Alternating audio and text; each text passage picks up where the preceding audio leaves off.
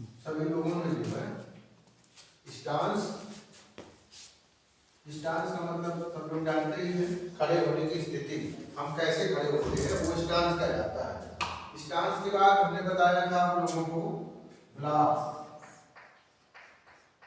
Blocks बताया था। Blocks के बाद बताया था पंच। ठीक है, जब हम सही से खड़े होंगे, जब हमारी स्टांस अच्छी होगी, स्टांस पोजीशन हमारी अच्छी होगी खड़े होने की, तब हम अपने आप को बचा पाएंगे। जब हम अपने आप को बचा लेंगे, इसके बाद हमें क्या करना होता है, प्रहार करना होता है। पंच के द्वारा हमें प्रहार करना होता है, या तो पंच से मारेंगे या तो किक मारेंगे। पंच या किक से हम अपना बचाव कर लेते हैं। अब इसी के तहत हम सीख रहे थे, सूर्य नमस्कार किया उसने। सूर्य नमस्कार के बाद ये मंत्रों के साथ सूर्य नमस्कार हुआ था। इसके बाद हम राइटिंग स्टांस, आज हम सीखेंगे writing stance, forward stance, back stance. इसके पहले हमने बताया था आप लोगों को क्लोज स्टांस। सबसे पहला स्टांस हमारा क्लोज स्टांस। क्लोज स्टांस में सबसे पहले तो पंच, सभी लोग जानते हैं पंच बनाने के लिए उंगलियों को फोल्ड किया, अंगूठे को हमने ऊपर रखा, हमारा पंच बन गया टाइट। अब इसके बाद स्टांस कैसे खड़े होना है, तो इसके लिए हमने बताया क्लोज स्टांस में हमें जैसे सावधान खड़े होते हैं। सावधान में क्या होता है, अंगूठा बाहर रहता है और ये क्रीज के पास अंगूठा रहता है। और क्लोज स्टांस में ये अंगूठा हमारा पंच बन जाता है। पंच के द्वारा हम ऐसे क्लोज स्टांस, और दोनों पैर आगे से मुड़ जाते हैं, ये हमारा क्लोज स्टांस हो गया। इतना फर्क है सावधान और क्लोज स्टांस में, केवल इतना सा फर्क है, दोनों पैर आगे जुड़ जाते हैं।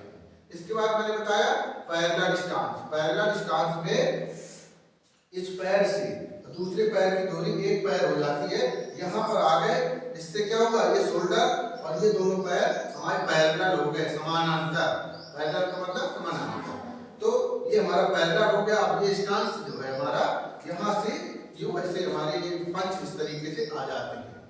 ये क्या हो गया हमारा पैरेलल स्टांस। पैरेलल को समझने के लिए शोल्डर और पैर हमारे बराबर होना चाहिए, ये समानांतर कहलाता है, तो इसी को हम कहते हैं parallel stance. Close stance, parallel stance, close stance, parallel stance. ये दो स्टांस पहले हो गए। इसके बाद मैंने बताया था वॉकिंग स्टांस।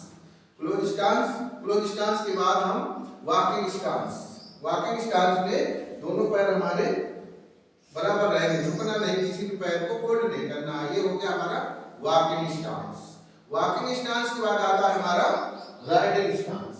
राइडिंग स्टांस को हम किस तरीके से करते हैं, राइडिंग स्टांस में दो पैरों की जगह होनी चाहिए, एक और ये दो, इतने पे हम जैसे किसी की सवारी करते हैं। राइडिंग माने क्या होता है, सवारी करना। जैसे घोड़े के ऊपर बैठे हूं, इतनी जगह तो रहेगी, थोड़ा सा बेंड रहेंगे, और शरीर का जो भार है दोनों पैरों में बराबर होना चाहिए। दोनों पैर हमारे संतुलन में होंगे और हम पंच को इस तरीके से अपने पास रखेंगे और ऐसे हम फाइटिंग करेंगे। ये हमारा राइडिंग स्टांस की पोजीशन है। टांग थोड़ी सी फोल्ड रहेगी, शरीर हमारा अंदर की ओर रहेगा, थोड़ा सा बिल्कुल, ठीक इस तरीके से। ये क्या हो गया, राइडिंग स्टांस। राइडिंग का मतलब घुड़सवारी करना, और घुड़सवारी के हिसाब से हमको ऐसे कर लेना होता है, और हमारा शरीर 30 डिग्री थोड़ा सा मुड़ा रहता है, और हम इस तरीके से अपने पंच चलाते हैं। अब इसी के बाद आता है फॉरवर्ड स्टांस। फॉरवर्ड स्टांस में हमारा जो दूसरा पैर है कम से कम 4.5 पैर दूर होगा, 1 2 3 4 और ये 4.5 इतना होगा, और ये वाला पैर हमारा झुका होगा।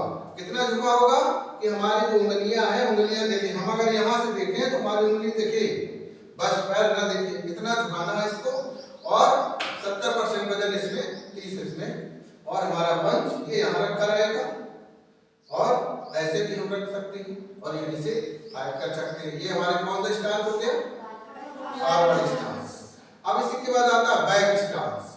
फॉरवर्ड स्टांस और बैक स्टांस में कितना फर्क है, ये 4.5 फुट का 4.5 पैर रखे थे, उसमें 3 रखना है, तो 1.5 पैर और आगे जाएंगे, ठीक। और ये स्थिति कैसी बन रही है, एल आकार, दोनों पैरों के बीच में क्या बनेगा, एल आकार बनना चाहिए। और इसके बाद ये हमारा क्या हो गया, बैक स्टांस में ये वाला पैर मुड़ेगा इस तरीके से, और यही वाला हाथ हमारा आगे आएगा, ठीक। ये हमारा क्या हो गया, बैक स्टांस। ये पैर सीधा, 70% वजन इस पैर में, 30% स्क्वायर में। ये हो गया back stance, forward stance, back stance, forward stance, ये बैक स्टांस और क्लोज स्टांस, पैरेलल स्टांस, इसके बाद क्लोज स्टांस, राइटिंग स्टांस,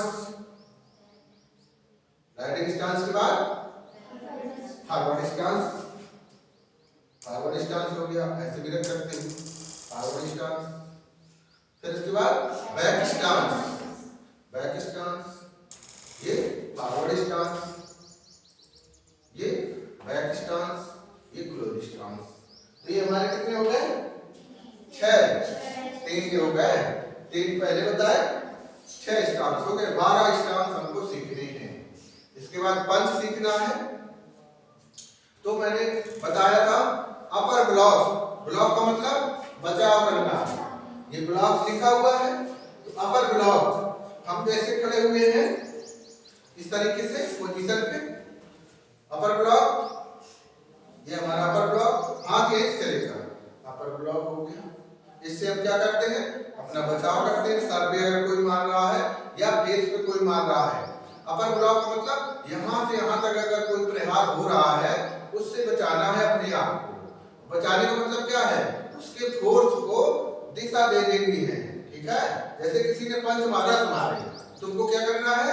इस पंच को दिशा दे देनी है, अपने से दूर कर देना है, बस उसका फोर्स बगल से निकल जाएगा। अगर वो नहीं निकला बगल से तो तुम्हारी चोट लग जाएगी, ठीक है। इसीलिए हमें ये क्या करना होता है? ये हमारा अपर ब्लॉक से